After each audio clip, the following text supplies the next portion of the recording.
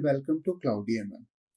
सो guys, यहाँ पे हम लोग डिस्कस करने वाले हैं, जैसे कि लास्ट वीडियो में हमने डिस्कस किया कि एक कैसे हमने अपना फर्स्ट टेबल बनाया एक्सेल में, और हमने डेटा टाइप्स भी स्टडी किया। तो ये पर्टिकुलर हमारा रिजल्ट था जब हमने लास्ट वीडियो किया था।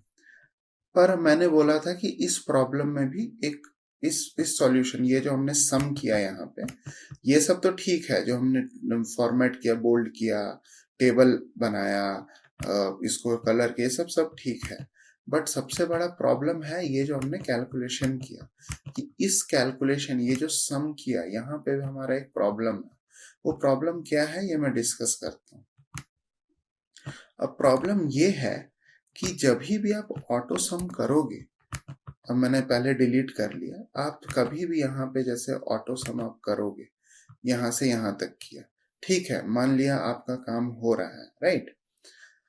लेकिन आपने एक चीज देखी यहाँ पे, जब मैंने यहाँ पे ऑटो सम किया, यहाँ पे ये आ रहा है, ठीक है। मैंने जब सॉरी आपने देखा कि यहाँ पे बराबर आ रहा है, लेफ्ट से ले रहा है पूरा। पर जब आपने सेकंड में कॉल किया, सेकंड वाला भी ले रहा है। जब आपने थर्ड पे ऑटो सम किया, सॉरी, ऑटो सम में इक्वल टू नहीं डालना है, ऑटो सम किया तो ये ऊपर दोनों का ले रहा है। तो ऐसा कई बार एरर आ सकता है ऑटो सम में, क्योंकि ऑटो सम ऐसा नहीं है कि ये कोई जो है कि आप सिलेक्ट कर रहे हो, ये खुद ही वो सिलेक्ट करके दे रहा है।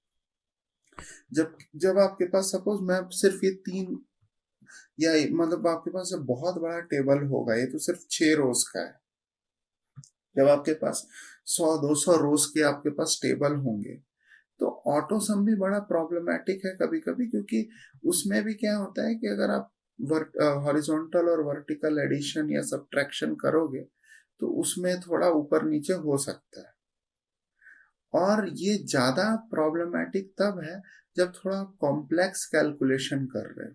जैसे सपोज करो आप उसमें मल्टीप्लिकेशन भी है, डिवीजन भी है, बहुत सारी चीजें हैं। उस केस में तो ऑटो सम यूज भी नहीं करोगे आप, और उस केस में आप क्या करोगे, फॉर्मूला लिखोगे। जैसे कि फॉर एग्जांपल मुझे लिखना है 25 प्लस 6, फिर मेरे को मल्टीप्लाई भी करना है इसमें, सपोज करो मेरे को, फिर डिवाइड, इसका सम को मेरे को डिवाइड करना है, फिर कुछ मल्टीप्लाई करना है। तो इसमें एक रूल भी आएगा, बॉड मास, वो भी मैं बताऊंगा।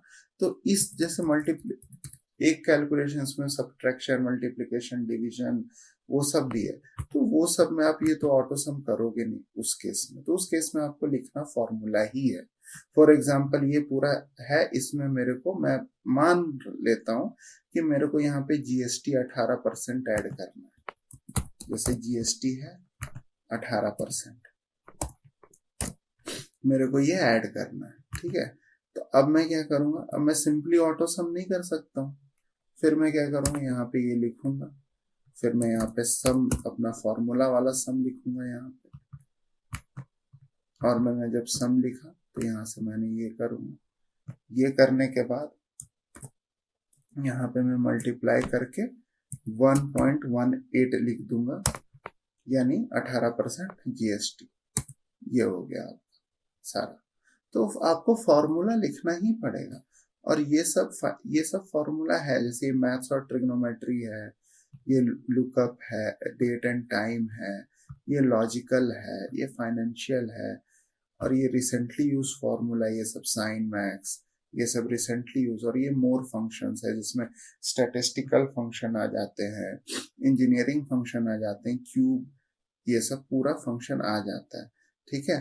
तो ये आपको लिखना ही पड़ेगा एनीवेज, आपको ये कोई नहीं, आपको लिखना ही पड़ेगा।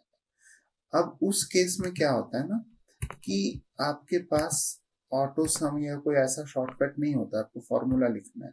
तो आप क्या करोगे उस केस में, आपको एरर होने के चांसेस हैं अगर आप ऑटोमेटिक रूल्स यूज करोगे तो वो केस में हमको क्या करना पड़ता है, एक हमको कॉन्सेप्ट याद रखना पड़ता है, एब्सोल्यूट रेफरेंसिंग और रिलेटिव रेफरेंसिंग। तो मैं यहाँ पे लिखता हूँ, ये दोनों टर्म क्या है, थोड़ा सा अच्छे से समझेंगे। एब्सोल्यूट रेफरेंस और रिलेटिव रेफरेंस। अब रिलेटिव रेफरेंस क्या हो, सपोज करो मैंने यहाँ पे ऑटो सम कर दिया फॉर एग्जांपल, ये मैंने सॉरी अगेन मैं इक्वल टू कर देता हूँ क्योंकि मेरे को फॉर्मूला ही डायरेक्टली लिखने की आदत। ये हुआ, यहाँ पे मैंने ऑटो सम कर दिया। अब ये क्या बता रहा है, सिंपल यहाँ पे एक फॉर्मूला लिखा, मैं भी यही लिखता, अगर मैं हाथ से लिखता तो मुझे यही लिखना होता कि आप ये जो मैंने लिखा है ये रिलेटिव रेफरेंस का फॉर्मूला है। मैं बता रहा हूँ कैसे। अगर मैं इसको एंटर करूंगा तो ये सम आ गया। अब मैं इसी को कॉपी करूंगा यहाँ पे, ये मैंने यहाँ पे कॉपी कर दी, देखो सम आ रहा है। आपको हर एक कॉलम रोज को सिलेक्ट नहीं करके ऑटो सम बार बार नहीं करना, वो भी एक ड्रॉबैक था प्रीवियस मेथड का। अब मैं यहाँ पे भी इसको सिलेक्ट कर रहा हूँ, आ गया, बिना मैंने ऑटो सम दबाए ये तीनों सम आ गए यहाँ पे। इसका मतलब क्या है, जब आप इसका फॉर्मूला देखेंगे जो यहाँ पे है, इसका फॉर्मूला ये बताता है, क्योंकि ये सब सेल रेफरेंस है। रिलेटिव एब्सोल्यूट, एक्चुअली इसका फुल नाम होता है relative cell reference, absolute cell reference. तो इसका मतलब क्या होता है कि ये जो चीज है, देखो कई चीज है ना गाइस हम लोग ऑलरेडी कर रहे हैं, लेकिन हमको कॉन्शियस होके नहीं कर रहे हैं। ये हम लोग कब से कर रहे हैं कि हमने यहाँ पे सम कर दिया और इसको कॉपी करके हम लोग यहाँ पे पेस्ट कर दे रहे हैं और हमारा सम हो भी जा रहा है, लेकिन हमको ये पता नहीं कि हो क्यों रहा है और ये कब नहीं होगा। इसके लिए थोड़ा कॉन्शियस डिसीजन मेकिंग करने के लिए ये वाला रिलेटिव और एब्सोल्यूट आपको समझा रहा हूँ। तो ये हमने जैसे 63 ये हमारा आ गया, तो ये क्या बता रहा है कि हमारा जो सेल C9 है, C9 में ऊपर से C3, C4, C5, C6, C7 और C8 का सम है। तो इसका मतलब ये हुआ कि कोई भी जो मेरा जो 9th रो में कोई भी, अब मैं इसको अगर कॉपी करूंगा तो कोई भी 9th रो का जो वैल्यू है वो क्या बोलेगा कि मेरे ऊपर के जो 2 से लेकर के 8 के रोज के में जितने भी नंबर हैं, क्योंकि ये है 2 से लेके 8 रोज के बीच में जितने नंबर हैं उसका सम करके दिखाओ। मेरे को पता नहीं, बाकी मेरे को लेना देना भी नहीं। मैं यहाँ पे अगर मैं यहाँ पे भी कोई रैंडम वैल्यू लिख दूंगा, 2, 3, 4, 5, 6, 5 फिर लिख दिया, 6 लिख दिया फॉर एग्जाम्पल, यहाँ पे मैं सिंपली इसको उठा करके यहाँ पे पेस्ट कर दूँ, ये 25 आ गया, ये सम आ गया। रीजन, मेरा ये जो C9 में जब मैंने पहला कैलकुलेशन किया उसने क्या बताया कि बाबा C9 के बाद C9 और C9 के बाद जितने भी कॉलम्स हैं उसकी जो 9th रोज है वो उसमें अगर मैं पेस्ट करूंगा, इसका ये मतलब है कि ऊपर के C2 से लेके C8 यानी कि सेकंड से लेके 8 रो का सम करके देना है। ये पहला बार मैंने किया, उसके बाद मैं यहाँ पे किधर भी करूंगा या पे मैं यहाँ पे भी कहीं भी लिख दूँ तो ये एक रेफरेंस बता रहा है, कहीं पे भी मैं सम कर दूंगा तो इसका यही मतलब है कि ऊपर से 2 to 8 रो का मेरा आप सम करके दो, बस। ये मेरा रिलेटिव सेल रेफरेंस हुआ और ये बड़ा इंपॉर्टेंट है, बहुत बार हम लोग यूज करते हैं ये, क्योंकि हमको जो है कि समझना रहता है कि हम लोग को आगे क्या करना है, ठीक है, मतलब आगे जो कैलकुलेशन करना है। अब सेम मैं यहाँ पे करता हूँ, ठीक है, यहाँ पे भी मैंने सेम किया, डेटा पे गया, सॉरी नॉट डेटा पे, फॉर्मूला पे गया, ऑटो सम कर दिया, ये हो गया ऑटो सम। अब ये यहाँ का जो F3 है ये क्या बोल रहा है, F3 कि C3, C4 और C5 का सम आएगा F3। जब मैं इसको कॉपी करके यहाँ पे लिख, ये पूरा यहाँ लिख दूंगा, ये क्या बोलेगा कि जो भी मैं कॉपी करके पेस्ट कर रहा हूं इसमें एक सम है ऑलरेडी, तो यहाँ पे मैंने पेस्ट किया, इसका मतलब ये है कि डी मतलब C4, D4 और E4 का सम कर, फिर क्या बोलेगा C5, D5, E5 का सम कर, तो जैसे एक रेफरेंस आप लेकर के आप उसको पेस्ट करोगे, आपको वैसा ही आपको रिजल्ट मिलेगा। ठीक है, अब यहाँ पे मैं एब्सोल्यूट सेल रेफरेंस बताता हूँ कैसे करना है। यहाँ पे आपको जीएसटी ऐड करनी है 18%। ठीक है, यहाँ पे मैंने सपोज इसको यहाँ पे चेंज कर दिया, यहाँ पे मैंने टोटल लिख दिया, ये हो गया टोटल। ये मैंने टोटल लिख करके इसको बोल्ड इटैलिक भी कर दिया, बोल्ड भी, सॉरी, ये सेल सिलेक्ट किया, इसको बोल्ड कर दिया, इटैलिक भी कर दिया, और इसको थोड़ा अलग कलर से कर दिया, सपोज ऑरेंज कर दिया कि भाई टोटल हो गया। अब यहाँ पे मेरे को जीएसटी भरना है। अब जीएसटी कितना हो गया, पर 18% हो गया जीएसटी, यहाँ पे 18% जीएसटी। अब मेरे को इसका 18% निकालना है। ठीक है, तो अब मैं क्या करूंगा, इस पे इक्वल टू लिखूंगा, ये करूंगा, अब इनटू क्या करूंगा 18%, आंसर क्या आएगा, ये आएगा। ठीक है, अब मैं सेम इसको कॉपी करके पेस्ट करूंगा, ये आंसर कुछ अलग ही आएगा। ये देखो ई पावर 8 आ रहा है, कुछ अलग ही आ रहा है। पता है रीजन क्या है, क्योंकि जब मैंने यहाँ पे 18% किया तो मेरा देखो C9 × B10 हो रहा था, ये B10 का एड्रेस ले रहा है। बट जब मैंने यहाँ इसको किया तो D9 × C10 ले रहा है, इसको मल्टीप्लाई कर रहा है। ये क्या मल्टीप्लाई कर रहा है, ये दिस इंटू दिस मल्टीप्लाई कर रहा है।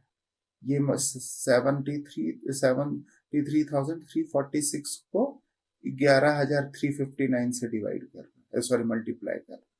तो गलत हो गया ना यहाँ पे। यहाँ पे आप एब्सोल्यूट रिलेटिव सेल रेफरेंस नहीं ले सकते हो। रीजन क्या है कि रिलेटिव सेल रेफरेंस लोगे तो आपको जैसे पैटर्न में वो मल्टीप्लाई कर रहा है उसी पैटर्न में मल्टीप्लाई करेगा। इसलिए हम लोग एब्सोल्यूट सेल रेफरेंस मत करते हैं। एब्सोल्यूट मतलब एकदम टिका हुआ, एब्सोल्यूट चेंज नहीं होता है। और ये क्या है, रिलेटिव। रिलेटिव मतलब कि जो चेंज हो रहा है, रिलेटिवली चेंज हो रहा है। तो यहाँ पे अब हम लोग क्या करेंगे, देखिए ये हमने किया था ना, तो अब हम इसको यहाँ पे डिलीट करेंगे, हम फिर इक्वल टू करेंगे, और या फिर एक काम करता हूँ, मैं इसी को करके दिखाता हूँ। मैं इक्वल टू करूँ, इसको लूंगा सेल नंबर C9। अब जब मैं मल्टीप्लाई करूंगा तो ये जो 18% है, ये 18% यानी B10, इसको मैं सिलेक्ट करके F4 प्रेस कर दूंगा। इसका मतलब बी कॉलम डॉलर साइन आ गया, मतलब बी डॉलर भी, मतलब बी जो है फिक्स हो गया, और सी भी, सी सॉरी बी जो है कि फिक्स हो गया, बीथ कॉलम, और 10th row B10 is fixed यहाँ। अब ये दोनों ही चेंज नहीं है, मैंने एंटर कर दिया, आ गया आंसर। अब मैं अगर ना इसको पेस्ट कर, कॉपी करके यहाँ पे पेस्ट करूंगा तो बराबर आंसर देगा, और मेरा फॉर्मूला वही रहेगा, $B$10, मतलब ये चेंज नहीं हो रहा। ये देखिए ये चेंज नहीं हो रहा, मतलब अब क्या है कि एक्सेल को पता चल गया है कि कुछ भी हो जाए इसको मेरे को फिक्स रखना है। बाकी मैं दुनिया में कौन सा भी नंबर मल्टीप्लाई कर लूं, इससे मेरे को रखना है फिक्स। तो ये हो गया अपना बेसिक अंडरस्टैंडिंग एब्सोल्यूट और रिलेटिव सेल रेफरेंस का। और ये जब हम आगे जब हम जाएंगे और बहुत सारे यूज केसेस पे काम करेंगे तो ये सब हमारा काफी टाइम यूज हो, तो बेसिकली आपको इसका आइडिया क्लियर होना चाहिए। तो अब ये हमारा टेबल रेडी हो गया, ये हमारा टोटल काउंट हो गया, और हम चाहें तो इसको हम प्रॉपरली, आप इसको डिलीट करके 18% हो गया, और ये हम एक प्रॉपर टेबल फॉर्मेट में इसको आप बना सकते हो। और एक और चीज भी कर सकते हो, क्योंकि ये सब सारे रुपीज में है, ये सारे फिगर, तो इसको आप क्या कर सकते हो, आप अगेन होम टैब में गए, होम टैब में आपने फॉन्ट देख लिया, फॉन्ट के बारे में आपको मैंने बता दिया, अलाइनमेंट के भी बता देंगे, वो तो आपको ऐसे भी पता होगा, वो कैसे किसको लेफ्ट साइड करना है राइट साइड करना है वो है। अब यहाँ पे नंबर आ गया, तो नंबर में आप ये जनरल है, यहाँ पे सिलेक्ट करके इसको करेंसी ले लीजिए, तो ये आपका करेंसी टाइप हो गया। और इसमें आप करेंसी को आप इसमें डेसिमल घटा बढ़ा सकते हैं, बट मैं डेसिमल को छोड़ देता हूँ तो इसमें रुपीज आ जाएगा। तो ये आपका पूरा करेंसी हो गया।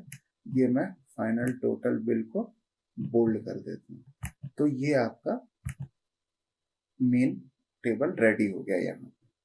ठीक है।